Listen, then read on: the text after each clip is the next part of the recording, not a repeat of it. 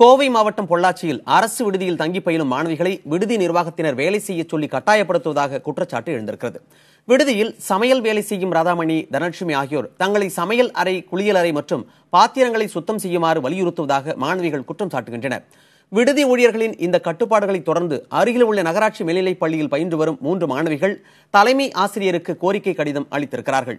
விடுதியில் தங்கி பயில முடியாத நிலை இருப்பதால் மாற்றுச் சான்றிதழ் வழங்கும்படி அந்த கடிதத்தில் அவர்கள் குறிப்பிட்டுள்ளனர்.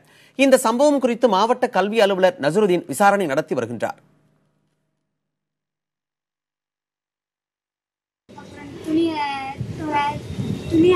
துணி அவங்க துணியெல்லாம் கழுவ சொல்கிறாங்க. அப்புறம் அவங்க பேத்தி வந்தாங்கன்னா அவங்க எச்சி வீட்டிலலாம் கழுவ சொல்கிறாங்க. அப்புறம் எச்சி வீட்டில் கழுவ சொல்கிறாங்க. அப்புறம் பாத்திரம்லாம் பெரிய பெரிய பாத்திரம்லாம் கழுவ சொல்கிறாங்க. அது கழுவுனீங்கன்னா பிடிச்சி அசிங்கமாக திட்டுறாங்க. இப்போ குடத்தெல்லாம் எடுக்க சொல்கிறாங்க. நான் இங்கே படிக்கணும்னு வந்திருக்கோம். ஆனால் அவங்க வேலை சொல்கிறாங்க. என்னால் சரியாக படிக்க முடியல. 10th ஸ்பெஷல் கிளாஸ் வைக்கிறாங்க 8:30க்கு.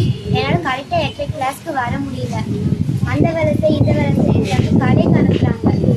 அவ்வளோதான் ரீசன் இருக்குது. இப்போ கெட்ட வார்த்தையே திட்டுறாங்க. என்னால் அது தாங்கி முடியாதனால நீங்கள் எங்கேயும் பேசி வாங்கிட்டு போகிறீங்க.